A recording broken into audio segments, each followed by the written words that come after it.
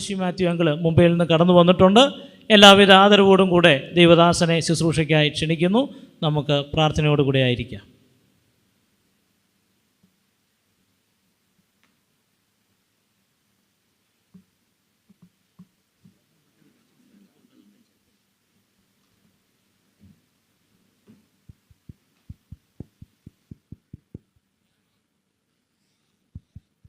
ദൈവനാമത്തിന് മഹത്വമുണ്ടാകട്ടെ. ഈ പ്രഭാതത്തിൽ നിങ്ങളോടൊപ്പം ആയിരിക്കുവാൻ വലിയവനായ ദൈവം എന്നെയും സഹായിച്ചു. അതോർത്ത് ഞാൻ ദൈവത്തെ സ്തുതിക്കുന്നു. ചില നാളുകൾക്ക് ശേഷമാണ് YMEF ജനറൽ ക്യാമ്പിനെ എനിക്ക് സംബന്ധിക്കുവാൻ ഇടയായിത്തീർന്നത്. ഇങ്ങനെയൊരു സാഹചര്യം ഒരുക്കി തന്ന ഇതിൻ്റെ ഭാരവാഹികളോട് പ്രത്യേകം എൻ്റെ ഹൃദയംഗമായ നന്ദിയെ ഞാൻ അറിയിക്കുകയാണ്. ഇവിടെ ചില പുസ്തകങ്ങളെക്കുറിച്ച് പറഞ്ഞപ്പോൾ എനിക്കൊരു പ്രചോദനം തോന്നി, ഒന്ന് പറഞ്ഞാൽ കൊള്ളാമെന്ന്. ഞാൻ പബ്ലിക്കേഷനുമായിട്ട് ബന്ധപ്പെട്ടതാണ്. ഗോസ്പൽ ലിറ്ററേച്ചർ സർവീസിന് വർഷങ്ങളോളം, കഴിഞ്ഞ 30 വർഷത്തോളം GLSുമായിട്ട് ബന്ധപ്പെട്ട ഒരു വ്യക്തിയാണ്. GLSൻ്റെ കൗണ്ടർ ഇവിടെയുണ്ട്. എന്ന് മാത്രമല്ല, ഇംഗ്ലീഷ് വായിക്കാൻ അറിയാവുന്ന ആർക്കും വായിക്കാവുന്ന GLSൻ്റെ ഒരു മാസികയുണ്ട്. ഏതാണ്ടോ 80-ൽ പരം വർഷമായിട്ട് പബ്ലിഷ് ചെയ്തുകൊണ്ടിരിക്കുന്ന മാസികയാണ്. നമ്മുടെ പല മാസികകളും നിന്നു പോയിട്ടുണ്ട്. എന്നാൽ ഇത് ഇന്നേ വരെ തുടരുവാൻ വലിയവനായ ദൈവം സഹായിച്ചു. അതിൻ്റെ എഡിറ്ററായിട്ട് ഞാൻ വർക്ക് ചെയ്യുകയാണ്. നിങ്ങൾക്ക് ആർക്കെങ്കിലും ആ മാസിക ആവശ്യമുണ്ടെങ്കിൽ നിങ്ങൾ GLSൻ്റെ കൗണ്ടറിൽ അഡ്രസ്സ് കൊടുത്താൽ മതി, നിങ്ങൾക്ക് ലഭ്യമാണ്. അത് harvest times for your family എന്ന മാസികയാണ്, അത് ലഭ്യമാണ്. അതുകൂടാതെ പ്രത്യേക ഈ ക്യാമ്പിന് വേണ്ടി ഈ പ്രാവശ്യം ഞങ്ങൾ GLS ഒരുക്കിയ ഒരു പുസ്തകമുണ്ട്. സൈലസ് ഫോക്സിനെ കുറിച്ച്, വൈറ്റ് ഫോക്സ് ഓഫ് ആന്ധ്ര എന്ന് പറയുന്ന ഒരു ഇംഗ്ലീഷ് ബയോഗ്രഫിയാണ്, ജീവചരിത്രമാണ്. മനോഹരമായൊരു ജീവചരിത്രമാണ്. അത് വായിച്ചാൽ പലതും, ഞാൻ വർഷങ്ങൾക്ക് മുൻപ് വായിച്ചതാണ്, പലതും ഓർക്കാൻ പറ്റിയ അനേക ദൃഷ്ടാന്തങ്ങൾ അതിനകത്ത് എഴുതിയിട്ടുണ്ട്. അത് നിങ്ങൾ വായിക്കാവുന്നതാണ്. 200 രൂപയാണ് വില. പക്ഷേ ഈ ക്യാമ്പിനെയൊക്കെ സ്പെഷ്യൽ GLSൻ്റെ ട്രസ്റ്റീസ് തീരുമാനിച്ചു ഈ ക്യാമ്പിനേക്ക് 100 രൂപയ്ക്ക് അത് കൊടുക്കാമെന്ന്. 200 രൂപ വിലയുള്ള ആ പുസ്തകം ഈ ക്യാമ്പിൽ മാത്രം നിങ്ങൾക്ക് 100 രൂപയ്ക്ക് ലഭിക്കുന്നതാണ്. കൗണ്ടറിൽ നിന്നും നിങ്ങൾക്കത് വാങ്ങാവുന്നതാണ്. എൻ്റെ സമയം ഞാൻ അതിനുവേണ്ടി അധികം ഉപയോഗിക്കുന്നില്ല. നിങ്ങൾക്ക് എന്തെങ്കിലും കൂടുതലായിട്ട് അതിനെക്കുറിച്ച് അറിയണമെങ്കിൽ, പുസ്തകത്തെക്കുറിച്ചും GLSൻ്റെ പ്രവർത്തനങ്ങളെക്കുറിച്ചും എന്നോട് വ്യക്തിപരമായിട്ട് നിങ്ങൾക്ക് ചോദിക്കാവുന്നതാണ്. പ്രിയ സഹോദരൻ തോംസൺ, ദൈവകൃപയിൽ ശക്തിപ്പെടേണ്ടതിൻ്റെ ആവശ്യകത എന്താണ് എന്ന് പ്രഭാതത്തിൽ കേട്ടു. തീം അതുതന്നെയാണ്, ഞാനും അതുതന്നെയാണ് സംസാരിക്കാൻ പോകുന്നത്. എന്നാൽ ഞങ്ങൾ രണ്ടുപേരും ഒരേ വിഷയമാണ് കൈകാര്യം ചെയ്യുന്നത്. അതാണ് ക്യാമ്പിൻ്റെ തീം, ക്രിസ്തുയേശുവിലുള്ള കൃപയിൽ ശക്തിപ്പെടുക. മകനെ, വളരെ ഹൃദ്യമായ ഒരു സംബോധനയാണ്. മകനെ ക്രിസ്തുയേശുവിൽ, ആ മകനെ കൂടെ ചേർക്കണമായിരുന്നെന്ന് എനിക്ക് തോന്നി അവിടെ. മകനെ ക്രിസ്തുയേശുവിലുള്ള കൃപയിൽ ശക്തിപ്പെടുക. നാം അനുദിനം ദൈവകൃപയിൽ ശക്തിപ്പെടേണ്ടത് ആവശ്യമാണ്. ഈ 2-3 ദിവസം ദൈവകൃപയുടെ ആഴങ്ങളിലേക്ക് കടന്നു ചെന്ന് അതിൻ്റെ ഉള്ളിൽ നിന്നും നാം ശക്തരായിട്ട് പുറത്തു വരുവാനായിട്ട് ഈ ദിവസങ്ങളിൽ ദൈവം നമ്മെ സഹായിക്കട്ടെ. നമ്മുടെ തീം വിഷയമായ ആ ഭാഗം തന്നെ നമുക്ക് വായിക്കാം. പ്രഭാതത്തിൽ നാം ആ വാക്യങ്ങൾ വായിച്ചതാണ്.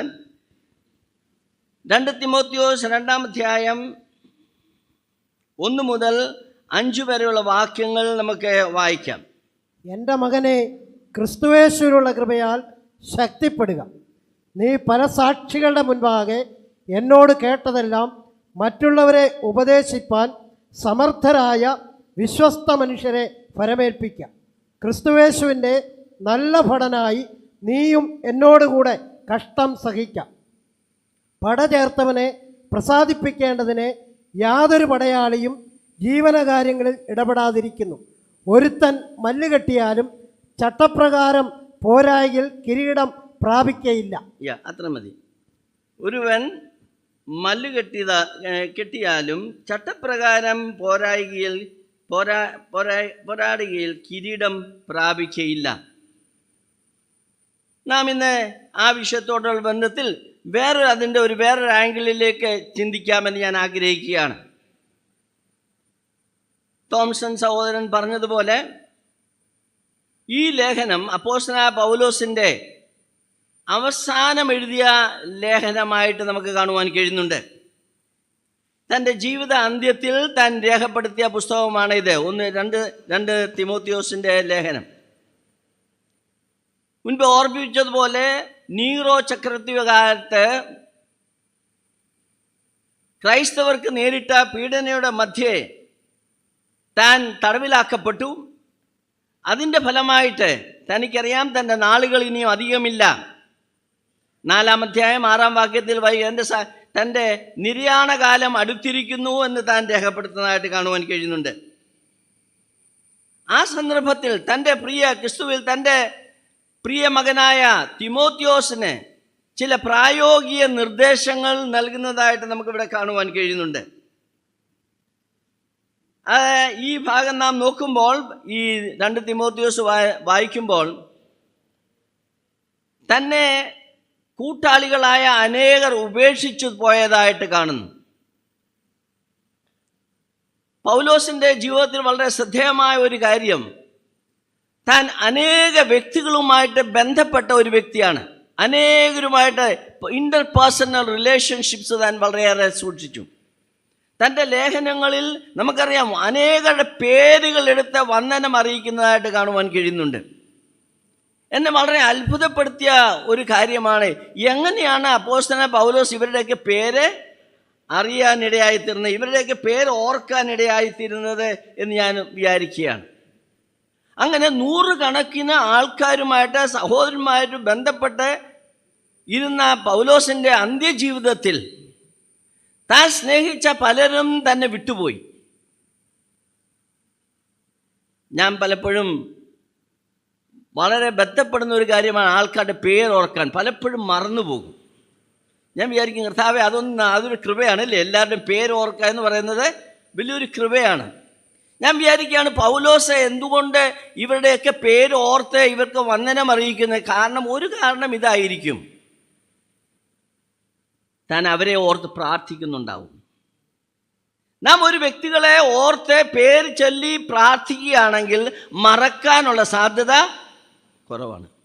എനിക്കറിയാം, ചിലരെ അറിയാം, അവരാദ്യം ഒരാളുടെ പേര് കേട്ട് കഴിഞ്ഞാൽ ആ പേര് അവരുടെ ഡയറിയിൽ കുറിച്ചിടുക മാത്രമല്ല അവരെ ഓർത്ത് പ്രാർത്ഥിക്കും. അങ്ങനെ ഒരു സ്വഭാവം നമുക്കുണ്ടെങ്കിൽ പേര് മറക്കാനുള്ള സാധ്യത ഇല്ല. ഇത്രമാത്രം വ്യക്തിഗത ബന്ധങ്ങൾ പുലർത്തിയിരുന്ന അപ്പോസ്തലനായ പൗലോസ് ഈ പുസ്തകത്തിൽ, ഈ ലേഖനത്തിലേക്ക് വരുമ്പോൾ തന്നെ ഉപേക്ഷിച്ചു പോയ പലരെയും കുറിച്ച് രേഖപ്പെടുത്തുന്നുണ്ട്. തന്നെ കണക്കാക്കാതെ പോയ, നമുക്ക് 1-2 വാക്യങ്ങൾ നമുക്ക് വായിക്കാം. അത് വായിച്ചതാണ്, വായിക്കാം. 1-ാം അധ്യായം 15-ാം വാക്യം വായിക്കാം. സത്യവചനത്തെ യഥാർത്ഥമായി പ്രസംഗിച്ചുകൊണ്ട് ലജ്ജിപ്പാൻ സംഗതിയില്ലാത്ത വേലക്കാരനായി ദൈവത്തിന് കൊള്ളാവുന്നവനായി നിൽപ്പാൻ 2 തിമോത്തിയോസ് 1:15. 1:15. 18-ലാണത്. അല്ല, 2 തിമോത്തിയോസ് 1:15. ആസ്യക്കാർ എല്ലാവരും എന്നെ വിട്ടു പോയി കളഞ്ഞു എന്ന് നീ അറിയുന്നുവല്ലോ. ആസ്യക്കാർ എല്ലാവരും എന്ന് ഞാൻ വിചാരിക്കും ഏഷ്യക്കാരുടെ സ്വഭാവം അല്ലേ. ആസ്യ എന്ന് പറഞ്ഞാൽ ഏഷ്യക്കാരാണ്. അവരുടെ സ്വഭാവം എന്താണ് ഇവിടെ പറയുന്നത്? അവർ എന്നെ വിട്ട് പോയി. താൻ ജയിലിലായിരിക്കുന്ന പൗലോസിനെ വാസ്തവത്തിൽ ആരെങ്കിലുമൊക്കെ കാണുകയും വരികയും ചെയ്താൽ വളരെ ആശ്വാസമാണ്. എന്നാൽ തന്നെ ഉപേക്ഷിച്ചു പോയ കുറെ പേരുടെ പേരുകൾ ഇവിടെ കാണുന്നുണ്ട്. ആസ്യക്കാർ അവനെ വിട്ടുപോയി. 4-ാം അധ്യായത്തിലേക്ക് വരാം. 16 മുതൽ വാക്യങ്ങൾ വായിക്കാം. ദേമാസ് ഈ ലോകത്തെ സ്നേഹിച്ചിട്ട് എന്നെ വിട്ട് തെസലോനിക്കയിലേക്ക് പോയി. 16-17. 4:16-17. കർത്താവോ എനിക്ക് തുണ നിന്നു. പ്രസംഗം എന്നെക്കൊണ്ട് നിവർത്തിപ്പാനും സകല ജാതികൾക്കും കേൾപ്പാനും എന്നെ ശക്തീകരിച്ചു. Yeah. അങ്ങനെ ഞാൻ സിംഹത്തിൻ്റെ വായിൽ നിന്ന് രക്ഷ പ്രാപിച്ചു. കർത്താവെന്നെ സകല ദുഷ്പ്രവൃത്തിയിൽ നിന്ന് വിടുവിച്ച് തൻ്റെ സ്വർഗീയ രാജ്യത്തിനായി രക്ഷിക്കും. അവൻ എന്നേക്കും മഹത്വം. ആമേൻ. ഇവിടെ നമുക്ക് കാണുവാൻ കഴിയുന്ന അപ്പോസ്തലനായ പൗലോസിനെ പലരും വിട്ടിട്ട് പോയതായിട്ട് ഇവിടെ ലിസ്റ്റ് കൊടുക്കുന്നുണ്ട്. വിട്ടുപോയി. ഒടുവിൽ പറയുന്നത് ലൂക്കോസ് തന്നോട് കൂടെയുണ്ട് എന്നൊക്കെ പറഞ്ഞു കഴിഞ്ഞിട്ട് താൻ പറയുന്നത് എന്നാൽ വിടാത്ത ഒരുവനുണ്ട്. അനേകർ വിട്ടുപോയി, എന്നാൽ വിടാത്ത ഒരുവനുണ്ട്. 17-ാം വാക്യത്തിലാണ് അത് കാണുന്നത്. അവിടെ എന്താണ് പറയുന്നത്? കർത്താവ് തന്നോട് കൂടെയുണ്ട്. അവിടെ പറയുന്നത് ദ ലോർഡ് സ്ട്രെങ്തൻഡ് മീ, എന്നെ കർത്താവ് ശക്തീകരിച്ചു. മറ്റ് മനുഷ്യർ തനിക്ക് വളരെ ബന്ധങ്ങളുണ്ടായിരുന്നു, അറിയാവുന്നവർ ഒരുപാടുണ്ടായിരുന്നു. അവരെല്ലാം വിട്ടിട്ട് പോയിട്ടും തന്നെ ശക്തീകരിക്കുവാൻ, ബുദ്ധിമുട്ടുകളുടെ മധ്യേ ശക്തീകരിക്കുവാൻ ഇടയായിത്തീർന്ന കർത്താവിൻ്റെ സാന്നിധ്യമാണ് എന്ന് അപ്പോസ്തലനായ പൗലോസ് പറയുന്നതായിട്ട് കാണുവാൻ കഴിയുന്നുണ്ട്. തന്നെ ജയിലിൽ ആയിരുന്നപ്പോൾ സന്ദർശിച്ച ഒരു വ്യക്തിയെക്കുറിച്ച് അവിടെ നമുക്ക് കാണുവാൻ കഴിയുന്നുണ്ട്. ആ വ്യക്തിയുടെ പേര് 1-ാം അധ്യായം 16-ാം വാക്യം. 1-ാം അധ്യായം 16 മുതൽ 18 വരെയുള്ള വാക്യങ്ങൾ. പലപ്പോഴും എന്നെ തണുപ്പിച്ചവനായ ഒനേസിഫോരസിന്റെ കുടുംബത്തിന് കർത്താവ് കരുണ നൽകുമാറാകട്ടെ. അവൻ എൻ്റെ ചങ്ങലയെക്കുറിച്ച് ലജ്ജിക്കാതെ ഞാൻ റോമയിലെത്തിയ ഉടനെ താല്പര്യത്തോടെ എന്നെ തിരഞ്ഞു കണ്ടെത്തുകയും ചെയ്തു. ഇവിടെ നമുക്ക് കാണുവാൻ കഴിയുന്നത് ഒനേസിഫോറസിനെ കുറിച്ച് അപ്പോസ്തലനായ പൗലോസ് പറയുകയാണ്. താൻ റോമിലെത്തിയപ്പോൾ വളരെ താല്പര്യമായിട്ട് എവിടെയാണ് അപ്പോസ്തലനായ പൗലോസ് കിടക്കുന്നതെന്ന് താൻ അന്വേഷിച്ചു. താല്പര്യമായിട്ട് അന്വേഷിച്ചിട്ട് പൗലോസിനെ കാണുവാനായിട്ട് ഒനേസിഫോറസ് ചെന്നു. അവിടെ പറയുന്നത് ഒനേസിഫോറസ് എൻ്റെ ഹൃദയത്തെ തണുപ്പിച്ചു എന്നാണ് പറയുന്നത്. വേദനയിൽ, ദുഃഖത്തിൽ കഴിയുന്ന ആ സന്ദർഭത്തിൽ തന്നെ തണുപ്പിക്കുവാനായിട്ട് ദൈവം അയച്ച വ്യക്തിയാണ് ഒനേസിഫോറസ്. ഇത് നമ്മുടെ ജീവിതത്തിലും പലപ്പോഴും ഉണ്ടാകാൻ സാധ്യതയുണ്ട്. നമ്മുടെ ജീവിതത്തിലും നമ്മെ ഉപേക്ഷിച്ച് പോകുന്ന അനേകരുണ്ട്. എന്നാൽ ഒരു കാര്യം മനസ്സിലാക്കണം, നാം വളരെ വിഷണ്ണതയിൽ, വളരെ ദുഃഖത്തിൽ, വേദനയിൽ കഴിയുമ്പോൾ നമ്മെ ശക്തീകരിക്കുവാൻ വരുന്നത് നമ്മുടെ കർത്താവാണ്. അവൻ എന്നെ ശക്തീകരിച്ചു. ദൈവം, കർത്താവായ യേശു ക്രിസ്തു നമ്മെ ശക്തീകരിക്കുന്നവനാണ്. അതിൻ്റെ 4-ാം അധ്യായം 17-ാം വാക്യം നമുക്ക് ഒന്നുകൂടി വായിക്കാം. അവിടെ പറയുന്നത് ശ്രദ്ധിക്കുക. കർത്താവോ എനിക്ക് തുണ നിന്നു. കർത്താവോ എനിക്ക് തുണ നിന്നു. പ്രസംഗം എന്നെ കൊണ്ട് നിവർത്തിപ്പാനും സകല ജാതികളും കേൾപ്പാനും എന്നെ ശക്തീകരിച്ചു. ഇവിടെ 4 കാര്യങ്ങൾ പറയുകയാണ്. തന്നെ ശക്തീകരിച്ചതിന്റെ കാര്യങ്ങൾ പറയുകയാണ്. 1, കർത്താവ് എനിക്ക് തുണ നിന്നു. എൻ്റെ പ്രസംഗം അവൻ നിവർത്തിച്ചു. ജാതികൾ, സകല ജാതികളും അത് കേൾക്കുവാൻ ഇടയായി തീർന്നു. 4, എന്നെ ശക്തീകരിച്ചു. ലോകം നമ്മെ ഉപേക്ഷിച്ച് കടന്നു പോകുമ്പോൾ നമ്മെ ശക്തീകരിക്കുന്നവനായ നമ്മുടെ കർത്താവിനെ നമുക്കിവിടെ കാണുവാൻ കഴിയില്ല. അപ്പോസ്തലൻ പൗലോസ് അതാണ് പറയുന്നത്. എൻ്റെ സ്നേഹിതരെല്ലാം എന്നെ വിട്ടുപോയി. അല്ലയോ തിമോത്തിയോസോ, നീ വേഗം വരണം. അതുകൊണ്ട് പൗലോസ് അപ്പോസ്തലനായി പറയുകയാണ്, നീ വേഗം വന്ന് എന്നെ ആശ്വസിപ്പിക്കണം, എനിക്ക് സഹായം നൽകണമെന്ന് താൻ ആവശ്യപ്പെടുകയാണ്. ഇവിടെ പറയുന്നത് കർത്താവ് തന്നെ ശക്തീകരിച്ചു. അതാണ് ക്രിസ്തുയേശുവിലുള്ള കൃപയിൽ ശക്തിപ്പെടുവാൻ ഇടയായി തീരണം എന്ന് പറയുന്നത്. പ്രതികൂലങ്ങളുടെ മധ്യേ നമ്മെ ശക്തീകരിക്കുന്നവനായ ഒരു ദൈവം ഉണ്ട്. ഇവിടെ ഈ ഭാഗം നാം വായിക്കുമ്പോൾ 1 മുതൽ 5 വരെയുള്ള വാക്യങ്ങളാണ് നാം വായിച്ചത്.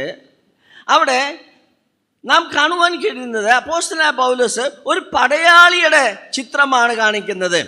നീ അവിടെ പറയുന്നുണ്ട്, നീ ക്രിസ്തുവിൻ്റെ നല്ല ഭടനായിരിക്കണം. ശ്രദ്ധിക്കുക, അവിടെ പറയുന്നത് ക്രിസ്തുവിൻ്റെ നല്ല ഭടനായിരിക്കണം. അതാണ് അപ്പോസ്തലനായ പൗലോസ് പറയുന്നത്. Good soldier of Jesus Christ, ക്രിസ്തുവിൻ്റെ നല്ല ഭടനായിരിക്കുക. ഇന്ന് നാം ചിന്തിക്കുവാൻ പോകുന്ന വിഷയം അതാണ്. എങ്ങനെ ക്രിസ്തുവിൻ്റെ നല്ല ഭടനായിരിക്കും? A soldier needed strength. ബലഹീനനായ ഒരു വ്യക്തിയെ പടയാളിയായി അംഗീകരിക്കാറില്ല. പടയാളി ആകണമെങ്കിൽ അയാൾക്ക് ശക്തി ആവശ്യമാണ്. ഇവിടെ അപ്പോസ്തലനായ പൗലോസ് പറയുന്നത് ഒരു പടയാളികൾക്കുണ്ടാകേണ്ട ശക്തിയെക്കുറിച്ചാണ്. എങ്കിൽ മാത്രമേ ഈ പോർക്കളത്തിൽ നമുക്ക് വിജയം നേടുവാൻ സാധ്യമാകുകയുള്ളൂ. നമുക്കറിയാം, നമ്മുടെ ക്രിസ്തീയ ജീവിതം ഒരു പോർക്കളമാണ്. ശത്രുക്കളോട് നാം എതിരിടേണ്ട ആവശ്യമാണ്. അതുകൊണ്ട് നാം പോരാട്ടമുള്ളത് ജഡരക്തങ്ങളോടല്ല, ഈ വാഴ്ചകൾക്കും അധികാരങ്ങളോടുമാണ് നമുക്ക് പോരാട്ടമുള്ളത്. പൈശാചിക ശക്തികളോടാണ് നമുക്ക് പോരാട്ടമുള്ളത്. അതുകൊണ്ട് നാം ശക്തരായി തീരേണ്ടത് ആവശ്യമാണ്. കാരണം നാം പടയാളികളാണ്. ഇവിടെ ഉപയോഗിച്ചിരിക്കുന്ന വാക്ക് ക്രിസ്തുയേശുവിലുള്ള കൃപയിൽ ശക്തിപ്പെടുക എന്ന് പറഞ്ഞ് ബി സ്ട്രോങ് എന്ന് വാക്ക് ഉപയോഗിച്ചിരിക്കുന്നത് കാണുന്നത്. ഒരു പ്രത്യേക ഗ്രീക്ക് വാക്കാണ് അവിടെ ഉപയോഗിച്ചിരിക്കുന്നത്. അത് 7 പ്രാവശ്യം പുതിയ നിയമത്തിൽ അത് കാണുവാൻ കഴിയുന്നുണ്ട്. ആ 7 പ്രാവശ്യം നാം സൂക്ഷ്മമായിട്ട് പഠിക്കുമ്പോൾ ഒരു കാര്യം മനസ്സിലാക്കുവാൻ കഴിയും. പ്രതികൂലങ്ങളെ അതിജീവിക്കുവാനുള്ള ശക്തി നമ്മുടെ ജീവിതത്തിൽ എല്ലാം ആവശ്യമായിരിക്കുന്നതാണ്. ദൈവകൃപയിൽ നാം പ്രതികൂലങ്ങളെ അതിജീവിക്കുവാൻ ശക്തരായിത്തീരും. ഇതൊരു ബൈബിൾ ക്ലാസ് ആണ്, അതുകൊണ്ട് ഞാൻ ചില വാക്കുകൾ നിങ്ങളോട് പറയുകയാണ്. നിങ്ങൾക്കത് നോട്ട് ചെയ്യാവുന്ന 7 സ്ഥലത്ത് ഈ പ്രത്യേക വാക്ക് ബി സ്ട്രോങ് അഥവാ ക്രിസ്തുയേശുവിൽ ശക്തിപ്പെടുക എന്ന വാക്ക് നമുക്ക് കാണുവാൻ കഴിയുന്നുണ്ട്. ഒന്നാമത് അപ്പോസ്തല പ്രവൃത്തി 9-ാം അധ്യായം 22-ാം വാക്യത്തിൽ ആ വാക്ക് കാണുവാൻ കഴിയുന്നുണ്ട്. അപ്പോസ്തല പ്രവൃത്തി 9-ാം അധ്യായം 22-ാം വാക്യത്തിൽ ശൗലോ മേൽക്കുമേൽ ശക്തി പ്രാപിച്ചു, യേശു തന്നെ ക്രിസ്തു എന്ന് തെളിയിച്ച് ദമസ്കോസിൽ പാർക്കുന്ന യഹൂദന്മാരെ മിണ്ടാതാക്കി. ഇവിടെ ശ്രദ്ധിക്കുക, അപ്പോസ്തലനായ പൗലോസ് മേൽക്കുമേൽ ശക്തി പ്രാപിച്ചു. ഇതേ വാക്കാണ് ഉപയോഗിക്കുന്നത്, ബി സ്ട്രോങ്. ശക്തിയുള്ളവരായിരിക്കണം. ദൈവകൃപയിൽ ശക്തിപ്പെട്ടതുകൊണ്ട് അപ്പോസ്തലനായ പൗലോസ് യഹൂദന്മാരോട് സംവാദിക്കുവാൻ, അവരോട് തർക്കിക്കാതെ ക്രിസ്തു തന്നെയാണ്, യേശു തന്നെയാണ് ക്രിസ്തു എന്ന് സ്ഥാപിക്കുവാൻ തന്നാൽ സാധ്യമായി തീർന്നു. അതുകൊണ്ട് നാം ശക്തിപ്പെടണം. പ്രതികൂലങ്ങളെ അതിജീവിക്കുവാൻ നമുക്ക് ശക്തി ആവശ്യമാണ്. റോമലേഖനം 4-ാം അധ്യായം 20-ാം വാക്യത്തിൽ 2-ാമത്തെ വാക്ക് കാണുവാൻ കഴിയും, 2-ാമത്തെ പ്രാവശ്യം കാണുവാൻ കഴിയുന്നുണ്ട്. റോമാലേഖനം 4:20 അബ്രഹാമിനെ കുറിച്ച് പറയുന്ന വാക്കുകളാണ്. വിശ്വാസത്തിൽ ക്ഷീണിച്ചില്ല, ദൈവത്തിന്റെ വാഗ്ദത്തമെങ്കിൽ അവിശ്വാസത്താൽ സംശയിക്കാതെ വിശ്വാസത്താൽ ശക്തിപ്പെട്ട് ദൈവത്തിന് മഹത്വം കൊടുത്തു. ശ്രദ്ധിക്കുക, വിശ്വാസത്താൽ ശക്തി പ്രാപിച്ചു അബ്രഹാം. താൻ അവിശ്വസിക്കാതെ ശക്തി പ്രാപിച്ചു. വിശ്വസിക്കാൻ യാതൊരു സാധ്യമല്ല. പ്രായമായ വാർദ്ധക്യത്തിൽ തനിക്കൊരു മകൻ ഉണ്ടാകുമെന്ന് ഒരിക്കലും അബ്രഹാമിന് വിശ്വസിക്കുവാൻ സാധ്യമല്ല. എന്നാൽ ആ പ്രതികൂലമായ സാഹചര്യങ്ങൾ വിശ്വാസത്തിൽ താൻ ശക്തി പ്രാപിച്ചു. He be strong by faith. 3-ാമത്തെ വാക്യം നോക്കാം. എഫേസ്യ ലേഖനം 6-ാം അധ്യായം 10-ാം വാക്യത്തിലാണ് 3-ാമത് ഈ വാക്ക് കാണുവാൻ കഴിയുന്നത്. ഒടുവിൽ കർത്താവിലും അവന്റെ അമിത ബലത്തിലും ശക്തിപ്പെടുവി. ഒടുവിൽ കർത്താവിലും അവന്റെ അമിത ബലത്തിലും ശക്തിപ്പെടും. കാര്യം നമുക്ക് പോരാട്ടമുണ്ട്. ശത്രുവിനെ നാം ജയിക്കേണ്ടവരാണ്. പ്രതികൂലമായ സാഹചര്യത്തിൽ അതിനെ അതിജീവിക്കുവാൻ, ജയിക്കുവാൻ കഴിയണമെങ്കിൽ ദൈവകൃപയിൽ നാം ശക്തിപ്പെടേണ്ടത് ആവശ്യമാണ്. അദൃശ്യനായ ഈ സാത്താനെ ജയിക്കണമെങ്കിൽ അത് വളരെ ആവശ്യമാണ്. ഫിലിപ്പിയ ലേഖനം 4-ാം അധ്യായം 13-ാം വാക്യം വായിക്കാം. ഫിലിപ്പിയ ലേഖനം 4-ാം അധ്യായം. എന്നെ ശക്തനാക്കുന്നവൻ മുഖാന്തരം ഞാൻ സകലത്തിനും മതിയാകുന്നു. എന്നെ ശക്തനാക്കുന്നവൻ മുഖാന്തരം ഞാൻ സകലത്തിലും മതിയാകും. അവൻ, നമുക്കറിയാം, വളരെ ബലഹീനനായിരിക്കുമ്പോൾ താൻ പറയുകയാണ്, എന്നെ ശക്തനാക്കുന്നവൻ മുഖാന്തരം ഞാൻ സകലത്തിലും മതിയായവനാണ്. അപ്പോസ്തലനായ പൗലോസ് പറയുന്ന വാക്കുകളാണ്. 1 തിമോത്തിയോസ് 1-ാം അധ്യായം 12-ാം വാക്യം, 5-ാമത്തെ പ്രയോഗം നമുക്കിവിടെ കാണുവാൻ കഴിയുന്നുണ്ട്. എനിക്ക് ശക്തി നൽകിയ ക്രിസ്തുയേശു എന്ന നമ്മുടെ കർത്താവെ എന്നെ വിശ്വസ്തനെന്നെണ്ണി ശുശ്രൂഷയ്ക്കാക്കിയത് കൊണ്ട് ഞാൻ അവനെ സ്തുതിക്കുന്നു. എന്നെ ശുശ്രൂഷയ്ക്കാക്കിയത് അവൻ എനിക്ക് ശക്തി നൽകിയിട്ടാണ്. ദൈവകൃപയിൽ നാം ശക്തരാകണം. ദൈവം നമ്മെ ശുശ്രൂഷ ഏൽപ്പിക്കുമ്പോൾ അവൻ ധാരാളമായി കൃപ നമുക്ക് നൽകുകയും നമ്മെ ശക്തീകരിക്കുകയും ചെയ്യുന്നതായിട്ട് കാണുവാൻ കഴിയുന്നുണ്ട്. 2 തിമോത്തിയോസ് 2:1 നാം വായിച്ച പോലെ, എൻ്റെ മകനെ ക്രിസ്തുയേശുവിലുള്ള കൃപയിൽ ശക്തിപ്പെടുക. ഇതാണ് 6-ാമത്തെ പ്രാവശ്യം അത് എഴുതിയിരിക്കുന്നത്. അവസാനമായിട്ട് 2 തിമോത്തിയോസ് 4:17 നാം വായിച്ചു കഴിഞ്ഞു. കർത്താവ് എന്നെ തുണനിന്നു ശക്തീകരിച്ചു. കർത്താവ് എന്നെ ശക്തീകരിച്ചു. അപ്പോൾ ഈ വാക്കുകൊണ്ട് മനസ്സിലാക്കുവാൻ കഴിയുന്ന ഇതാണ്, ദ ഡിവൈൻ എംപവർമെൻറ്റ്, ദിവ്യമായ ശക്തി നമുക്ക് ലഭിക്കുകയാണ്. ആ ശക്തി കൂടാതെ ദൈവിക ശുശ്രൂഷകൾ ചെയ്യുവാൻ സാധ്യമല്ല, പ്രത്യേകിച്ച് ഒരു പടയാളിക്ക്. ഇത് പടയാളിയെക്കുറിച്ചാണ്. Be a good soldier of Lord Jesus Christ. നാം എല്ലാം ക്രിസ്തുവിൻ്റെ പടയാളികളാണ്. പടയാളികൾക്ക് ഏറ്റവും ആവശ്യമായിരിക്കുന്നത് ശക്തിയാണ്. ആ ശക്തി ലഭിക്കുന്നത് ക്രിസ്തുവിലൂടെയാണ്. ക്രിസ്തുവിൻ്റെ ശക്തി നമുക്ക് ആവശ്യം. ക്രിസ്തുയേശുവിലുള്ള കൃപയിൽ നാം ശക്തിപ്പെടണം. അങ്ങനെയാണ് നാം ധൈര്യമായിട്ട് മുൻപോട്ട് പോകേണ്ടത്. അപ്പോസ്തലനായ പൗലോസ് താൻ രോഗിയായിരുന്നു. 3 പ്രാവശ്യം താൻ രോഗത്തിന് വേണ്ടി പ്രാർത്ഥിച്ചു. എന്നാൽ ദൈവം അതിന് മറുപടി കൊടുത്തില്ല. നമുക്ക് എന്താണ് മറുപടി കൊടുത്തതെന്ന് കാണുന്നുണ്ട്. എന്താണ്? എൻ്റെ കൃപ നിനക്ക് മതി. അവിടെ പറയുന്നത് എൻ്റെ കൃപ നിനക്ക് മതി. അത് ബലഹീനതയിൽ തികഞ്ഞു വരുന്ന ദൈവകൃപ. നാം ബലഹീനരായിരിക്കുമ്പോൾ ദൈവത്തിൻ്റെ കൃപ നമ്മെ ശക്തീകരിക്കുന്നതായിട്ട് കാണുവാൻ കഴിയുന്നുണ്ട്. അതാണ് കൃപയിൽ ശക്തിപ്പെടുക എന്ന് പറയുന്നത്. നമ്മുടെ ശക്തിയല്ല, ദൈവത്തിൻ്റെ കൃപയാണ് നമ്മെ ശക്തീകരിക്കുന്നത്. അവിടെ പറയുന്നത് 2 കൊരിന്ത്യർ 12:9-10 വായിക്കുമ്പോൾ the power of Christ may rest upon me. ഞാൻ ബലഹീനനായിരിക്കുമ്പോൾ ദൈവത്തിൻ്റെ ശക്തി, ദൈവത്തിൻ്റെ ബലം എന്നിൽ വിശ്രമിക്കുന്നു. അഥവാ ഇറ്റ് ഈസ് അപ്പോൺ മീ. നാം ക്രിസ്തീയ ജീവിതത്തിൽ പോരാട്ടത്തിൽ വിജയം വരിക്കുന്നത് നമ്മുടെ യാതൊരു കഴിവുകൊണ്ടുമല്ല, കർത്താവ് നമുക്ക് ശക്തി നൽകുന്നത് കൊണ്ടാണ് നാം ശക്തരായിത്തീരുന്നത്. അപ്പോൾ അപ്പോസ്തലനായ പൗലോസ് ഈ ഭാഗത്ത് പറയുന്ന ഒന്നാമത്തെ കാര്യം, നാം ക്രിസ്തുയേശുവിൽ ുള്ള കൃപയിൽ ശക്തിപ്പെടുക. അതാണ് ഒന്നാമത്തെ വാക്യത്തിൽ കാണുന്നത്. എന്ന് മാത്രമല്ല, അങ്ങനെ ശക്തിപ്പെടുമ്പോൾ ഒരു കാര്യം സംഭവിക്കും. 2-ാം വാക്യം എന്താണ്? സാക്ഷികളുടെ മുൻപാകെ എന്നോട് കേട്ടതെല്ലാം മറ്റുള്ളവരെ ഉപദേശിപ്പാൻ സമർത്ഥരായ വിശ്വസ്ത മനുഷ്യരെ ഭരമേൽപ്പിക്കുക. ഒരു ദൈവകൃപയിൽ ശക്തിപ്പെടുമ്പോൾ സംഭവിക്കുന്ന വേറൊരു കാര്യമാണ്, നമുക്ക് ലഭിച്ചിരിക്കുന്ന നന്മകൾ, നമുക്ക് ലഭിച്ചിരിക്കുന്ന ദിവ്യജ്ഞാനം അടുത്ത തലമുറയെ നാം ഏൽപ്പിക്കണം. അത് നമ്മുടെ കടമയാണ്. മുൻപ് കേട്ട പ്രസംഗത്തിൽ അത് വ്യക്തമായിട്ട് പറയുന്നത്, നാം മറ്റുള്ളവരെ ഏൽപ്പിക്കേണ്ട ആവശ്യമാണ്. ഇവിടെ അപ്പോസ്തലനായ പൗലോസ് പറയുന്ന ആ വാക്യം വളരെ ഹൃദയമായ, വളരെ സൂക്ഷ്മമായിട്ട് ചിന്തിക്കുന്നതാണ്. താൻ പറയുന്നത്, നീ പല സാക്ഷികളുടെ മുമ്പാകെ എന്നോട് കേട്ടതെല്ലാം, നീ എന്നോട് കേട്ടതെല്ലാം മറ്റുള്ളവരെ ഉപദേശിപ്പാൻ സമർത്ഥരായ വിശ്വസ്ത മനുഷ്യരെ ഭരമേൽപ്പിക്കാം. ഇവിടെ എത്ര തലമുറയുണ്ട് ഒന്ന് ശ്രദ്ധിക്കുക. അപ്പോസ്തലനായ പൗലോസ് ഒന്നാമത്തെ തലമുറ. 2, അപ്പോസ്തലനായ പൗലോസ് ദിവ്യമായ തൻ്റെ വെളിപ്പാടുകൾ തൻ്റെ പ്രിയ മകനായ തിമോത്തിയോസിന് നൽകി, എല്ലാം നൽകിയതാണ്. എന്നാൽ ഇനി തിമോത്തിയോസിൻ്റെ ജോലി എന്താണ്?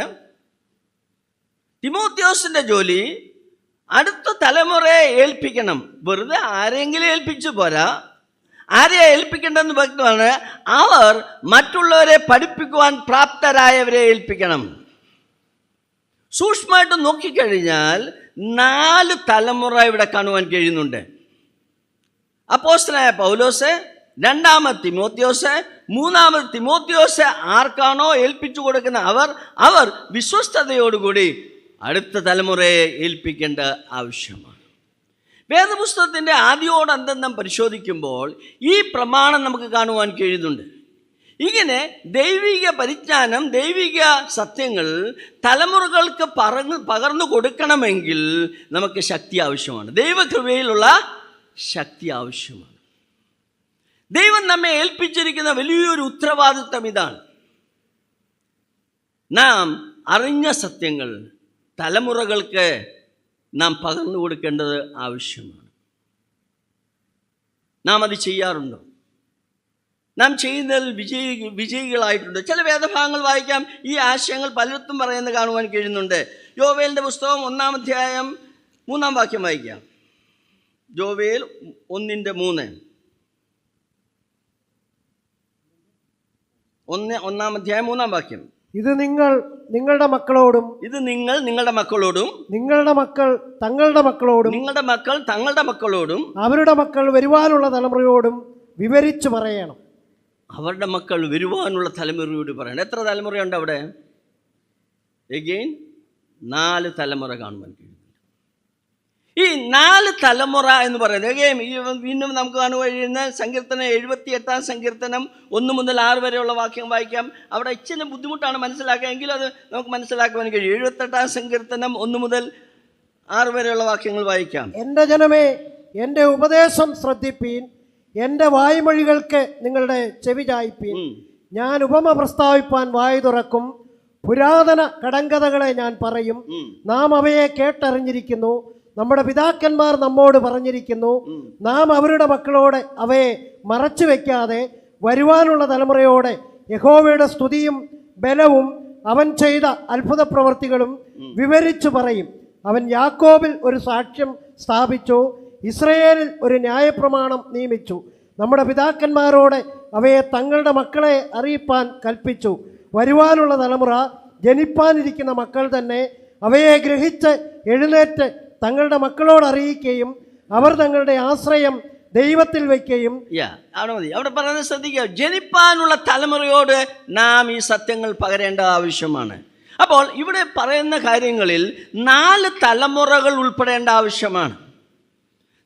നമ്മൾ അറിഞ്ഞിരിക്കുന്ന സത്യങ്ങൾ തലമുറകളായി കൈകാര്യം ചെയ്യേണ്ട ആവശ്യമാണ്. അങ്ങനെ തലമുറകളായിട്ട് ദൈവിക സത്യങ്ങൾ നാം പകരണമെങ്കിൽ നമുക്ക് ദൈവകൃപയിൽ ശക്തിപ്പെടേണ്ടത് ആവശ്യമാണ്.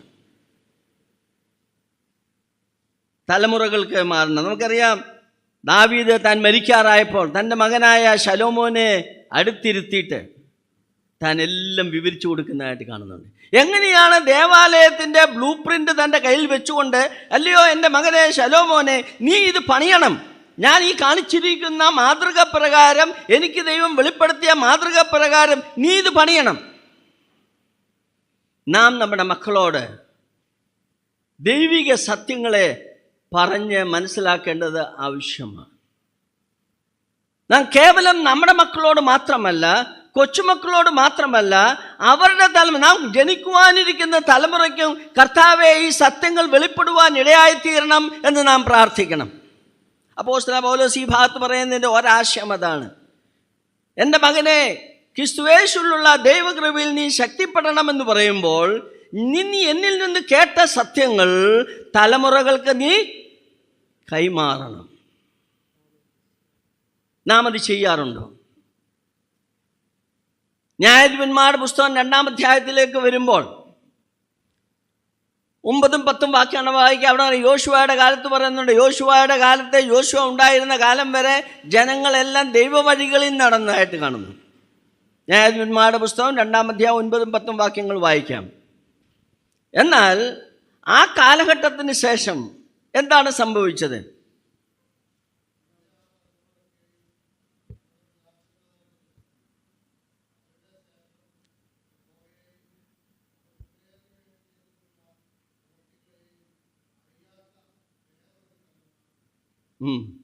ശ്രദ്ധിക്കുക, ആ പഴയ തലമുറ ഉള്ള കാലത്തോളം തങ്ങൾ അവരുടെ ദൈവത്തിൻ്റെ വഴികളിൽ നടന്നു.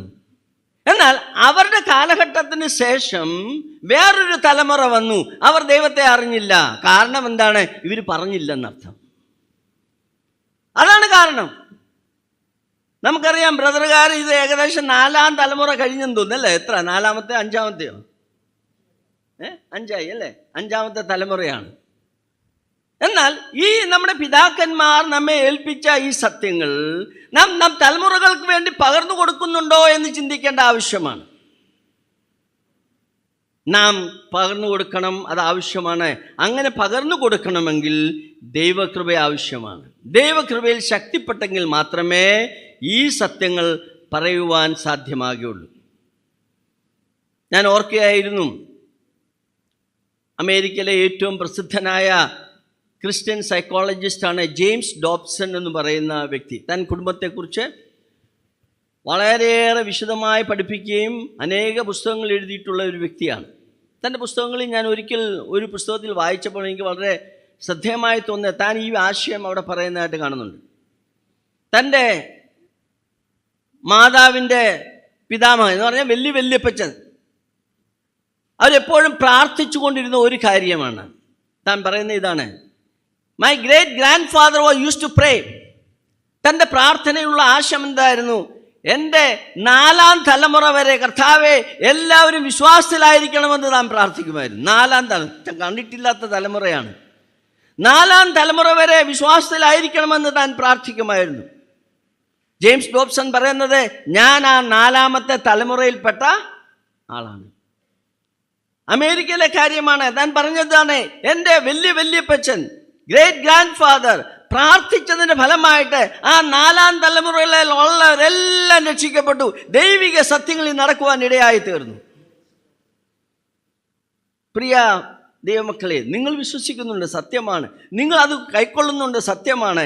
എന്നാൽ ഈ സത്യങ്ങൾ തലമുറകൾക്ക് പകർന്നു കൊടുക്കേണ്ട ചുമതല എൻ്റെയും നിൻ്റെയും ചുമതലയാണ്. നാം നമ്മുടെ ഈ സത്യങ്ങൾ തലമുറകൾക്ക് പകർന്നു കൊടുക്കുന്നുണ്ട്. കുറഞ്ഞ പക്ഷം 4 തലമുറയാണ്. കർത്താവെ, എൻ്റെ 4ാമത്തെ തലമുറ ഈ സത്യം അറിയുവാൻ ഇടയാകട്ടെ, ഈ സത്യത്തിൽ നിൽക്കുവാൻ ഇടയാകട്ടെ എന്ന് നമുക്ക് പ്രാർത്ഥിക്കാം.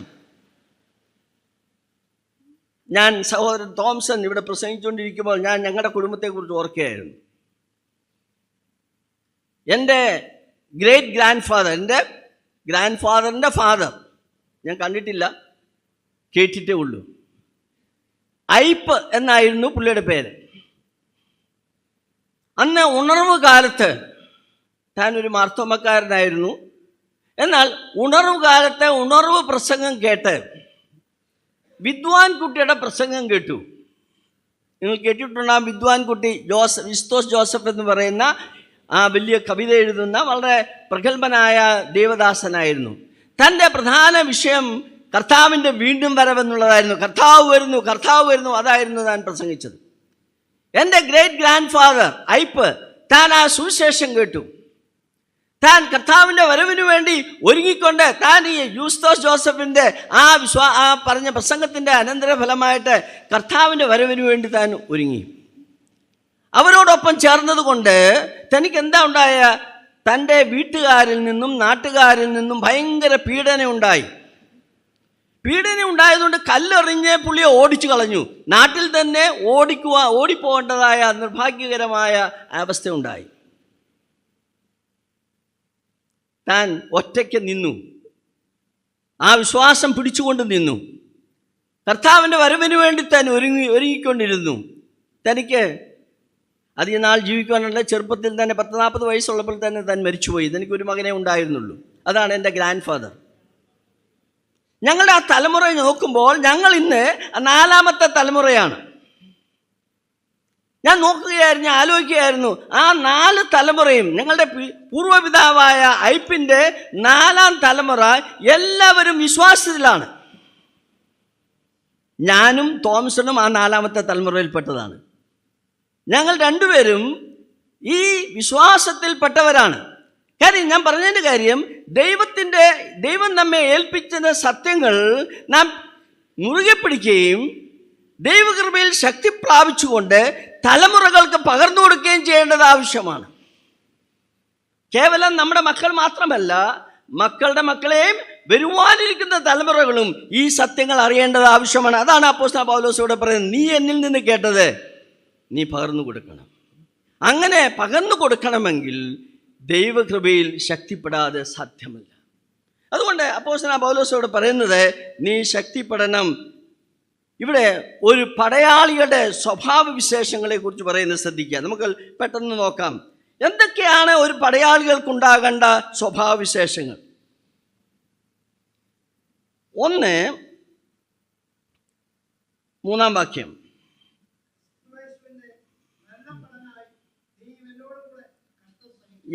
endure hardness, കഷ്ടം സഹിക്കുക. ഒരു പടയാളികൾക്ക് കഷ്ടത ഉണ്ടാകാൻ സാധ്യതയുണ്ട്. നമ്മുടെ ജീവിതം സുഖകരമായ ഒരു ജീവിതമല്ല. ഈ കഷ്ടതകളെ അഭിമുഖീകരിക്കുവാൻ ദൈവകൃപയിൽ നാം വളരേണ്ടത് ആവശ്യമാണ്. ഏകദേശം 4 പ്രാവശ്യത്തോളം ആ വാക്ക് ഉപയോഗിക്കുന്നതായിട്ട് കാണുന്നുണ്ട്. ഇന്നത്തെ പ്രോസ്പെരിറ്റി തിയോളജിയൻസ് ഉണ്ട്. എല്ലാം നന്മ വരും, ദൈവത്തിൽ നിന്നെല്ലാം അനുഗ്രഹങ്ങൾ വരുമെന്നാണ് അവർ പ്രസംഗിക്കുന്നത്. എന്നാൽ വേദപുസ്തകം അത് പറയുന്നില്ല. വേദപുസ്തകം പ്രോസ്പെരിറ്റി തിയോളജി അല്ല പറയുന്നത്. നമുക്ക് കഷ്ടതയുണ്ട്, ഈ ഭൂമിയിൽ നമുക്ക് കഷ്ടതയുണ്ട്. ഒരു പടയാളി കഷ്ടം സഹിക്കുവാൻ കരുത്തുള്ളവനായിരിക്കണം. കഷ്ടം സഹിക്കുവാൻ നമുക്ക് ആവശ്യമായിരിക്കുന്നത് ദൈവകൃപയാണ്. ദൈവകൃപയിൽ ശക്തിപ്പെടാതെ കഷ്ടത അനുഭവിക്കുവാൻ സാധ്യമല്ല. നമുക്കറിയാം, ബുദ്ധിമുട്ടുകളും പ്രയാസങ്ങളും ക്രൈസ്തവ ജീവിതത്തിൽ ഉണ്ടാകാറുണ്ട്. നാം ആരും പ്രോസ്പെരിറ്റി തിയോളജിയിൽ വിശ്വസിക്കുന്നവരല്ല. നാം കഷ്ടത സഹിക്കുന്നവരായിരിക്കണം. ഹബക്കൂക്കിൻ്റെ പുസ്തകം നമുക്ക് എല്ലാവർക്കും അറിയാവുന്ന ഒരു വാക്യമാണ്. ഹബക്കൂക്കിൻ്റെ പുസ്തകം 3-ാം അധ്യായം 17-19 വായിക്കുമ്പോൾ ഹബക്കൂക്ക് പറയുന്ന വാക്കുകൾ വളരെ ശ്രദ്ധേയമാണ്. താൻ പറയുന്നത്, എൻ്റെ ജീവിതത്തിൽ ഉണ്ടാകുന്ന എല്ലാ അനുഭവങ്ങളിലും ഞാൻ കർത്താവിനെ ഒരിക്കലും ഉപേക്ഷിക്കുവാൻ സാധ്യമല്ല. ഞാൻ എപ്പോഴും അവനെ സ്തുതിക്കുകയും മഹത്വപ്പെടുത്തുകയും ചെയ്യും. നമുക്ക് ആ വാക്യം വായിക്കാം. നമുക്കറിയാം, 3:17 മുതൽ 19 വരെ. കഷ്ടദിവസത്തിൽ ഞാൻ വിശ്രമിച്ചിരിക്കൊണ്ട് എൻ്റെ അസ്ഥികൾ കുരുക്കി തട്ടി ഞാൻ നിന്ന നിലയിൽ വിറച്ചുപോയി. അത്തിവൃക്ഷം തളിർക്കയില്ല, മുന്തിരിവള്ളിയിൽ അനുഭവം ഉണ്ടാകയില്ല. ഒലിവുമരത്തിൻ്റെ പ്രയത്നം നിഷ്ഫലമായി പോകും. നിലങ്ങൾ ആഹാരം വിളയിക്കയില്ല. ആട്ടിൻകൂട്ടം തൊഴുത്തിൽ നശിച്ചു പോകും. ഗോശാലകളിൽ കന്നുകാലി ഉണ്ടായിരിക്കയില്ല. എങ്കിലും ഞാൻ യഹോവയിൽ ആനന്ദിക്കും, എൻ്റെ രക്ഷയുടെ ദൈവത്തിൽ ഘോഷിച്ചുല്ലസിക്കും. എങ്കിലും ഞാൻ യഹോവയിൽ ആനന്ദിക്കും. പ്രതികൂലങ്ങളുടെ മധ്യേ യഹോവയിൽ ആനന്ദിക്കണമെങ്കിൽ നമുക്ക് ശക്തി വേണം. ക്രിസ്തുയേശുവിലുള്ള ദൈവകൃപയിൽ നാം ശക്തിപ്പെട്ടില്ല എങ്കിൽ ഒരിക്കലും സാധ്യമല്ല. ഹബക്കൂക്ക് അത് പറയുന്നത്, എനിക്ക് ഗോശാലയിൽ പശുക്കളില്ല, എൻ്റെ അത്തിവൃക്ഷം തളുർത്തില്ല, എല്ലാം പ്രതികൂലമായ സാഹചര്യങ്ങളാണ് എനിക്കുണ്ട്. ഈ പ്രതികൂലമായ സാഹചര്യങ്ങളെ അഭിമുഖീകരിക്കണമെങ്കിൽ എനിക്ക് ശക്തി ആവശ്യമാണ്. ക്രിസ്തുയേശുവിലുള്ള കൃപയിൽ ഞാൻ ശക്തിപ്പെടേണ്ടത് ആവശ്യമാണ്. ഒരു പടയാളിക്ക് അത് ഏറ്റവും ആവശ്യമായിരിക്കുന്ന കാര്യമാണ്. നമ്മുടെ ഈ മരുഭൂമി യാത്രയിൽ പലവിധമായ പ്രതികൂലങ്ങൾ നമുക്കുണ്ടാകാൻ സാധ്യതയുണ്ട്. അത് എങ്ങനെ അഭിമുഖീകരിക്കുമെന്ന് നമുക്ക് വളരെ ബുദ്ധിമുട്ടുണ്ട്. പ്രത്യേകിച്ച് വ്യത്യസ്തമായ സാഹചര്യത്തിലും വ്യത്യസ്തമായ കൾച്ചറിലുമാണ് നാം വളരുന്നത്. അവർ പറയുന്നതൊക്കെ നമുക്ക് അനുസരിക്കാൻ പറ്റുകയില്ല. നാം സത്യത്തിന് വേണ്ടി നിലനിൽക്കേണ്ടവരാണ്. സത്യത്തിന് വേണ്ടി നിലനിൽക്കുമ്പോൾ കഷ്ടത ഉണ്ടാകാനുള്ള സാധ്യതയുണ്ട്. ഞങ്ങൾ ബോംബെയിലാണ് താമസിക്കുന്നത്. ബോംബെയിൽ താമസിക്കുമ്പോൾ പല പ്രശ്നങ്ങളാണുള്ളത്. പ്രത്യേകിച്ച് പൂജകളുണ്ട്, ഒരുപാട് ഉത്സവങ്ങളും പൂജകളും ഒക്കെ ഉണ്ട്. ഈ പൂജയ്ക്ക് വരുമ്പോൾ അവർ പറയും, ഞങ്ങൾക്ക് പൂജയ്ക്കുള്ള പൈസ തരണം എന്ന് പറയും. വിശ്വാസികളായ നമുക്ക് പൂജയ്ക്ക് പൈസ കൊടുക്കാൻ ഒക്കത്തില്ല. ഞങ്ങളുടെ സൊസൈറ്റിയിലുണ്ട്, അവിടെ പൂജയുണ്ട്. അപ്പോൾ അവർ വന്നു, അവിടുത്തെ സെക്രട്ടറിയും പ്രസിഡൻറ്റും ഒക്കെ പറഞ്ഞു, നിങ്ങൾ പൈസ തരണം, പൂജയ്ക്ക് പൈസ തരണം. ഞാൻ ആ സൊസൈറ്റി ഇപ്പോൾ ആദ്യമായിട്ട് താമസിക്കാൻ പോയപ്പോഴാണ്. ഞാൻ പറഞ്ഞു, ഞങ്ങൾ തരത്തില്ല. അവർക്ക് വളരെ കോപമുണ്ട്. അത് വരാതിരിക്കാൻ എന്താ കാര്യം, നിങ്ങൾ തന്നേ പറ്റൂ. ഞാൻ പറഞ്ഞു, യാതൊരു കാരണവശാലും ഒരു പൈസ പോലും പൂജയ്ക്ക് തരത്തില്ല. ഒടുവിൽ അവരെന്നെ ത്രട്ടൻ ചെയ്തു. പറഞ്ഞു, നിങ്ങളുടെ കുഞ്ഞിനെ ഞങ്ങൾ കിഡ്നാപ്പ് ചെയ്യുമെന്ന് പറഞ്ഞു. ഞാൻ പറഞ്ഞു, നിങ്ങൾ എന്തു വേണേലും ചെയ്തു, ഞാൻ തരില്ല. നാം വാസ്തവത്തിൽ കഷ്ടത പ്രയാസങ്ങൾ നമുക്കുണ്ടാകുന്നവരാണ്. അതിനെ അഭിമുഖീകരിക്കുവാൻ നാം സന്നദ്ധത ഉണ്ടായിരിക്കണം. കഷ്ടത നാം സഹിക്കുവാൻ സന്നദ്ധത. അതിന് കഷ്ടത സഹിക്കണമെങ്കിൽ എന്തു വേണം? നമുക്ക് ദൈവകൃപ വേണം. ദൈവകൃപയിൽ ശക്തിപ്പെടണം. ഞാൻ വിചാരിക്കാൻ, ഞാൻ എൻ്റെ പഠനകാലത്ത് ഞാൻ PhDക്ക് ചെയ്തുകൊണ്ടിരിക്കുകയാണ്. ഇൻസ്റ്റിറ്റ്യൂട്ട് ഓഫ് സയൻസ് എന്ന് പറയുന്ന ബോംബെയിലെ ഇൻസ്റ്റിറ്റ്യൂട്ടിലാണ് ഞാൻ PhD ചെയ്തുകൊണ്ടിരുന്നത്. അവിടെ ചെയ്തുകൊണ്ടിരിക്കുമ്പോൾ അവർക്ക് സത്യനാരായണ പൂജ നടത്തണം. അപ്പോൾ കുട്ടികളോടെല്ലാം എന്നോട് പറഞ്ഞു സത്യനാരായണ പൂജയ്ക്ക് ഒരു കോൺട്രിബ്യൂഷൻ തരണം. 10 രൂപ മതി എന്ന് പറഞ്ഞു. ഞാൻ 10 രൂപയല്ല, ഞാൻ പറഞ്ഞു 1 രൂപ പോലും ഞാൻ തരത്തില്ല. എനിക്കറിയാം അവരെന്നെ ഉപദ്രവിക്കാൻ സാധ്യതയുണ്ട്. ഞാൻ കരുതി, ഞാൻ ദൈവത്തോട് പ്രാർത്ഥിച്ചു, കർത്താവേ, എൻ്റെ PhD ഞാൻ ചെയ്തില്ലേലും കുഴപ്പമില്ല, ഞാൻ ഇതിനു വേണ്ടി പൈസ കൊടുക്കില്ല. നമുക്ക് ധൈര്യമുണ്ട് ഇങ്ങനെ പറയാൻ. ഈ ധൈര്യം എവിടെ നിന്നാണ് കിട്ടുന്നത്? ദൈവകൃപയാണ്. സഹിഷ്ണുത, കഷ്ടത വരുമ്പോൾ അത് സഹിക്കുവാനുള്ള ദൈവകൃപ നമുക്ക് ആവശ്യമാണ്. നാം പടയാളികളാണ്. ക്രിസ്തുവിൻ്റെ നല്ല ഭടന്മാരായിരിക്കണമെങ്കിൽ കഷ്ടത സഹിക്കുവാൻ നാം സന്നദ്ധരായിരിക്കണം. അനേക ഉദാഹരണങ്ങൾ ഞങ്ങളുടെ ജീവിതത്തിൽ, ഞങ്ങളുടെ കുടുംബത്തിൻ്റെ ജീവിതത്തിൽ ഉണ്ടായിട്ടുണ്ട്. അവിടെയെല്ലാം ദൈവം ഞങ്ങളെ ബലപ്പെടുത്തി നടത്തിയെന്നല്ലാതെ ഒന്നും പറയുവാനില്ല. എനിക്കറിയില്ല കേരളത്തിൽ ആ വിധത്തിലുള്ള ബുദ്ധിമുട്ടുകൾ ഉണ്ടാകുന്നുണ്ടോ എന്ന് എനിക്കറിയില്ല. പക്ഷേ ഞങ്ങൾക്ക് അനുഭവിക്കേണ്ടി വന്നിട്ടുണ്ട്. എന്നാൽ ഈ ക്രിസ്തീയ വിശ്വാസത്തിൻ്റെ പേരിൽ ഉണ്ടായ കഷ്ടതകൾ അഭിമുഖീകരിക്കുവാൻ ദൈവത്തിൻ്റെ കൃപയിൽ ഞങ്ങളെ ശക്തിപ്പെടുത്തി, അതല്ലാതെ ഒന്നും പറയുവാനില്ല. ക്രിസ്തുയേശുവിലുള്ള കൃപയിൽ ശക്തിപ്പെടണമെങ്കിൽ മാത്രമേ ഈ വിധത്തിലുള്ള കഷ്ടതകൾ നമുക്ക് സഹിക്കുവാൻ സാധ്യമുള്ളൂ.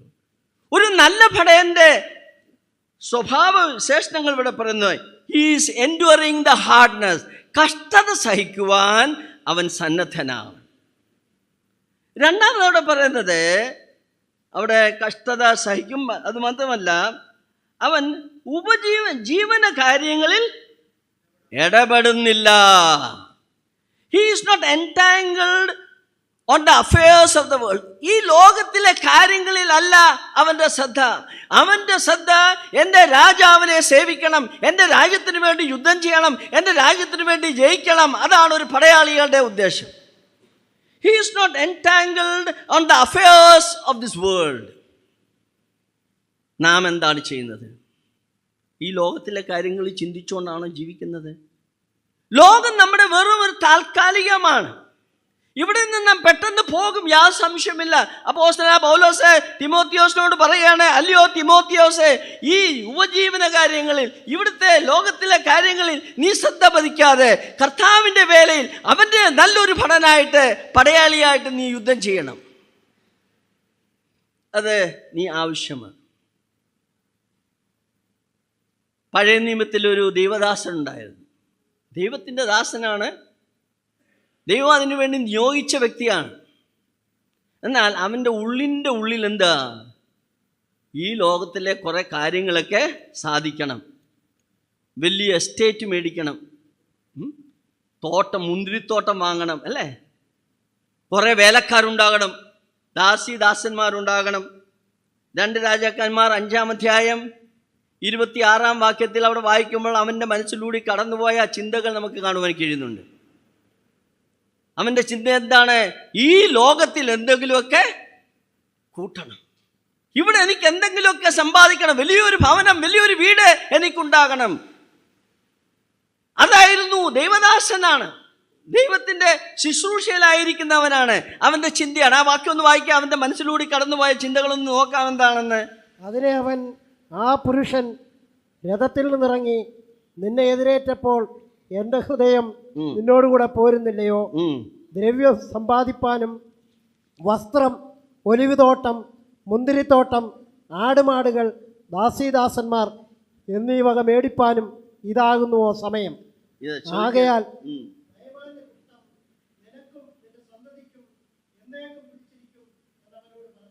നിന്റെ ഹൃദയത്തിലൂടെ പോയ കാര്യങ്ങളല്ലേ എലീശ പറയാണ്. അല്ലയോ ഗേഹസി, നിന്റെ ഹൃദയത്തിലൂടെ പോയ കാര്യങ്ങൾ എന്തൊക്കെയാണെന്ന് പറയാണ്. എന്ത് വേണം?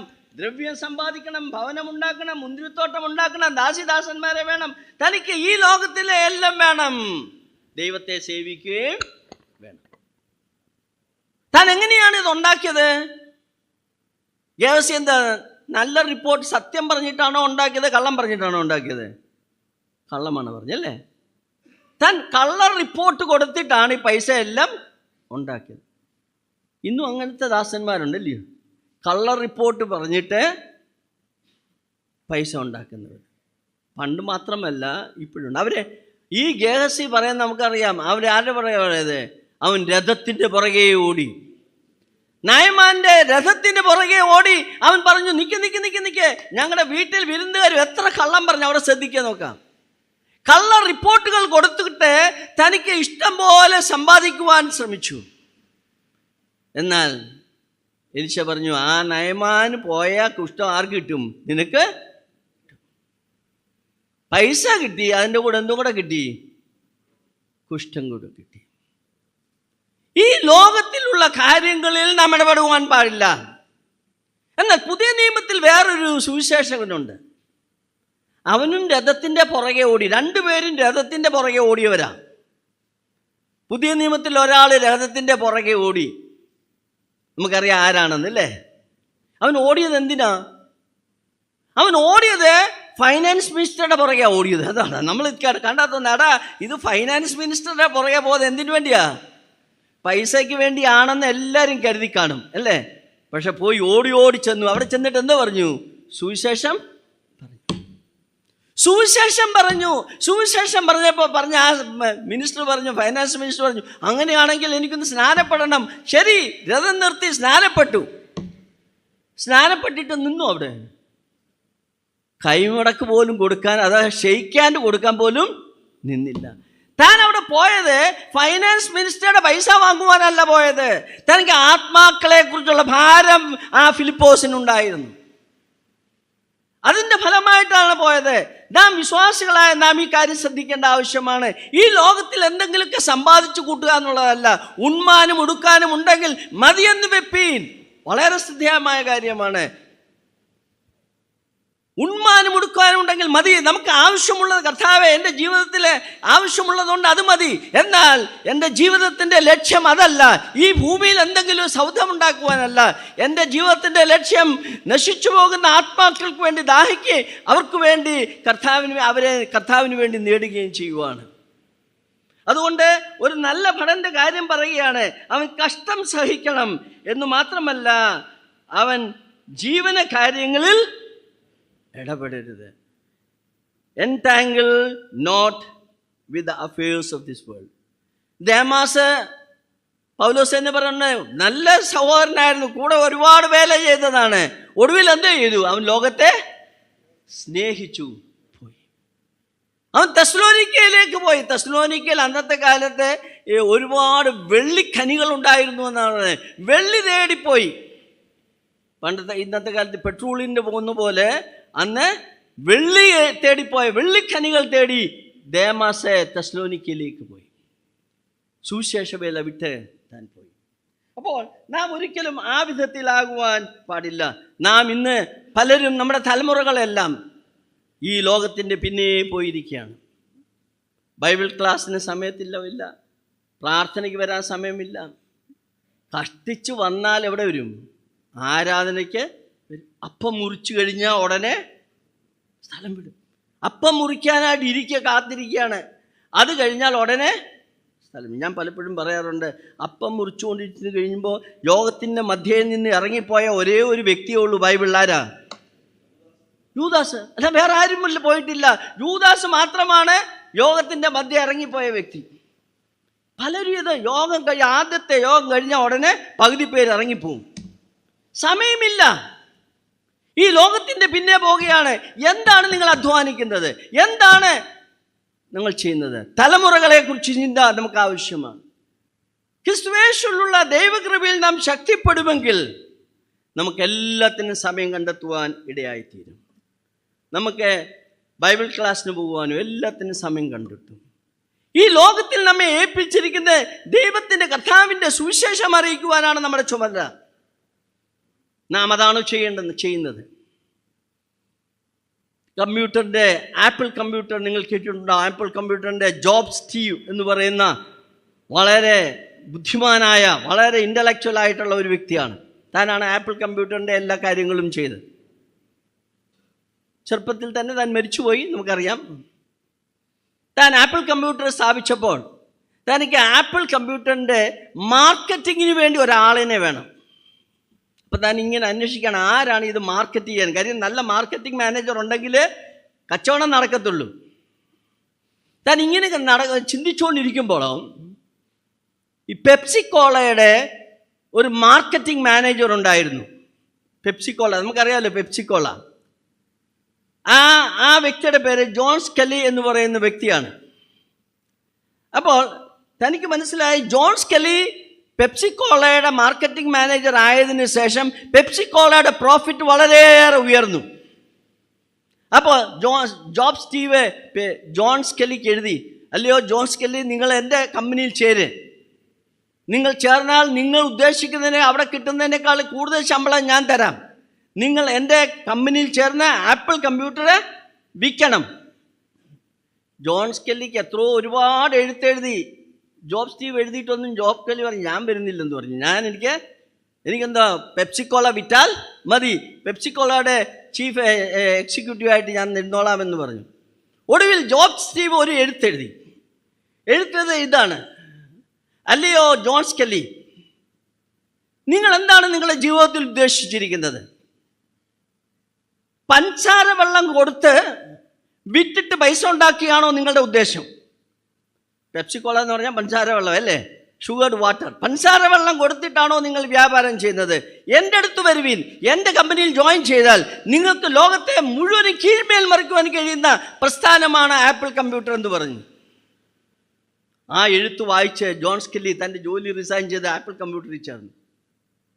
നമ്മുടെ ജോലി പഞ്ചസാര വെള്ളം കൊടുക്കുന്ന ജോലിയല്ല, ലോകത്തെ കീഴ്മേൽ മറിക്കുന്ന ഒരു ശുശ്രൂഷയാണ് ദൈവം നമ്മെ ഏൽപ്പിച്ചിരിക്കുന്നത്.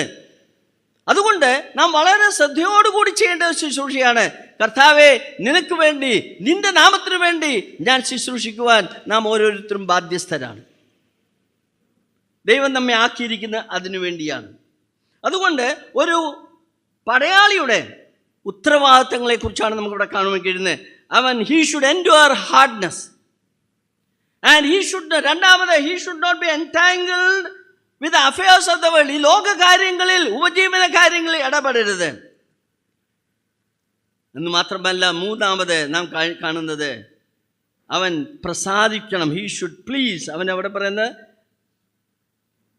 പട ചേർത്തവനെ പ്രസാദിപ്പിക്കണം. അതാണ് ഒരു പടയാളിയുടെ ഉദ്ദേശം. നമ്മുടെ ജീവിതത്തിലെ ഏറ്റവും പ്രധാനമായ കാര്യം നമ്മുടെ കർത്താവിനെ പ്രസാദിപ്പിക്കണം എന്നുള്ളതാണ്. ജഡസ്വഭാവമുള്ളവർക്ക് ദൈവത്തെ പ്രസാദിപ്പിക്കാൻ കഴിയുകയില്ല. ഹാനോക്കിനെ കുറിച്ച് ഞാൻ വായിക്കുമ്പോൾ എന്നാൽ അവൻ ദൈവത്തോട് കൂടെ നടന്നു, അവൻ ദൈവത്തെ പ്രസാദിപ്പിച്ചു എന്ന് താൻ എടുക്കപ്പെടുന്നതിന് മുൻപേ സാക്ഷ്യം ലഭിച്ചു. പ്രിയ ദൈവമക്കളെ, നമുക്കും സാക്ഷ്യം ലഭിക്കേണ്ട ആവശ്യമാണ്. ദൈവത്തെ പ്രസാദിപ്പിച്ച് നാം ജീവിക്കണം. ദൈവത്തെ പ്രസാദിപ്പിക്കണമെങ്കിൽ ജഡസ്വഭാവമില്ലാത്തവരായി, ജഡത്തെ പ്രസാദിപ്പിക്കുന്നവരാകാതിരിക്കണം. നാം സ്നാനപ്പെട്ടപ്പോൾ വിളിച്ചു പറഞ്ഞ ഒരു സത്യം നമ്മുടെ പഴയ മനുഷ്യനെ കുഴിച്ചിട്ടു. ഇപ്പോൾ ഞാൻ ജീവന്റെ പുതുക്കത്തിൽ നടക്കുന്നു. ജീവന്റെ പുതുക്കത്തിൽ നടക്കുന്ന നാം ദൈവത്തെ പ്രസാദിപ്പിച്ചുകൊണ്ട് നടക്കേണ്ടവരാണ്. എന്നാൽ പലപ്പോഴും നമ്മുടെ പരിപാടി എന്തുവാ? ആ പഴയ മനുഷ്യൻ്റെ സ്വഭാവം പലപ്പോഴും ജഡത്തിൻ്റെ സ്വഭാവം നമ്മുടെ മധ്യേ വരാറുണ്ട്. ജഡത്തിൻ്റെ സ്വഭാവമില്ലാത്തവരായി പഴയ മനുഷ്യൻ്റെ ക്രൂശിക്കപ്പെട്ടു എന്നുള്ള സത്യം നാം യഥാർത്ഥത്തിൽ മനസ്സിലാക്കിക്കൊണ്ട് ജീവിച്ചാൽ കർത്താവിനെ പ്രസാദിപ്പിക്കുവാൻ കഴിയും. ഹാനോക്കിനെ കുറിച്ച് പറഞ്ഞ ആ സാക്ഷ്യം നമുക്കുണ്ടാകണം. അവൻ എടുക്കപ്പെടുന്നതിന് മുൻപേ അവനൊരു സാക്ഷ്യം ലഭിച്ചു. എന്തുവാ? അവനെ ദൈവത്തെ പ്രസാദിപ്പിച്ചു. ഇവിടെ അതാണ് പറയുന്നത്, നാം പട ചേർത്തവനെ പ്രസാദിപ്പിക്കുന്നവരായി തീരണം. പട ചേർത്തവനെ പ്രസാദിപ്പിക്കേണ്ടതിന് നാം വളരെയേറെ ശ്രദ്ധിക്കേണ്ട ആവശ്യമാണ്. അപ്പോൾ ഒരു പടയാളികളുടെ 3 കാര്യങ്ങൾ നാം ശ്രദ്ധിച്ചു. 1, അവൻ കഷ്ടത സഹിക്കുന്നവരായിരിക്കണം. 2, he should not be entangled under the affairs of the world. ഉപജീവന കാര്യങ്ങളിൽ അവൻ ചിന്തിക്കരുത്. 3, അവൻ പട ചേർത്തവനെ പ്രസാദിപ്പിക്കണം. അതുകൂടാതെ അടുത്ത ഭാഗം നമുക്ക് നോക്കാം. അവൻ എങ്ങനെയാണ് മല്ലിടേണ്ടത്? അവന് ഒരുത്തൻ ഇട്ടാൽ ചട്ടപ്രകാരം മല്ലിടണം. Strive lawfully. എങ്ങനെയെങ്കിലും യുദ്ധം ചെയ്താൽ പറ്റത്തില്ല. നിയമപരമായിട്ട് നാം യുദ്ധം ചെയ്യണം. നിയമവിരുദ്ധമായിട്ട് ചെന്നാൽ പരാജയം വരും. ട്രാക്കിൽ ഓടുന്ന ഒരു വ്യക്തി ആ ട്രാക്കിൻ്റെ നിയമം അനുസരിച്ച് ഓടണം ആവശ്യമാണ്. എൻ്റെ ഓർമ്മ ശരിയാണെങ്കിൽ പണ്ട് നമ്മുടെ കേരളത്തിൽ നിന്ന് ഒരു പെൺകുട്ടി ഒളിമ്പിക്സിൽ കളിക്കുവാൻ പോയി. ഷൈനി എബ്രഹാം ആണെന്ന് തോന്നുന്നു അല്ലേ? അവിടെ പറഞ്ഞു ഓടി ജയിച്ചു, പക്ഷേ സമ്മാനം കിട്ടിയില്ല. കാര്യം എന്തുവാ? ട്രാക്ക് തെറ്റിച്ചു. നിയമപ്രകാരം അല്ലാതെ പോയി കഴിഞ്ഞാൽ സമ്മാനം ലഭിക്കുവാൻ സാധ്യത ഇല്ല. എങ്ങനെയെങ്കിലും ഒത്തുവരുത്ത ക്രിസ്തീയ ജീവിതമല്ല നാം ദൈവം ആഗ്രഹിക്കുന്നത്. നാം ദൈവത്തെ പ്രസാദിപ്പിക്കുന്നവരായിട്ട് ഇവിടെ പറയുന്നത്, നാം മല്ലുകെട്ടുന്ന നിയമപ്രകാരം, ചട്ടപ്രകാരം നാം മല്ലുകെട്ടുന്നവരായിരിക്കണം. എല്ലാത്തിനോടും യോജിച്ചു പോകാൻ സാധ്യമല്ല. വിശ്വാസികൾ അവിശ്വാസികളെ വിവാഹം കഴിക്കരുത്. വേദപുസ്തകം വ്യക്തമായി പറയുന്ന സത്യമാണ്. ആ സത്യം നമ്മൾ അതും കുഴപ്പമില്ല ഇതും കുഴപ്പമില്ല എന്നുള്ള മട്ടില്ല. എല്ലാം ഒഴുക്കൻ മട്ടിലാണ് നമ്മുടെ ജീവിതം. ഒഴുക്കൻ മട്ടിലുള്ള ജീവിതം കൊണ്ട് നാം ഒന്നും നേടാൻ പോകുന്നില്ല. നാം മല്ലിടേണ്ടത് നിയമപ്രകാരം മല്ലിടുന്നവരായിരിക്കണം എന്ന് നാം മനസ്സിലാക്കണം. അങ്ങനെ ചെയ്താൽ എന്ത് കിട്ടുമെന്ന് എവിടെ പറയുന്നത്? കിരീടം, പ്രതിഫലം കിട്ടും. നാം പടയാളികളാണ്, നമുക്ക് പ്രതിഫലം കിട്ടും. കർത്താവ് പ്രതിഫലവുമായിട്ട് വരികയാണ്. അതുകൊണ്ട് പ്രതിഫലത്തിന് വേണ്ടി നമുക്ക് പ്രവർത്തിക്കാം.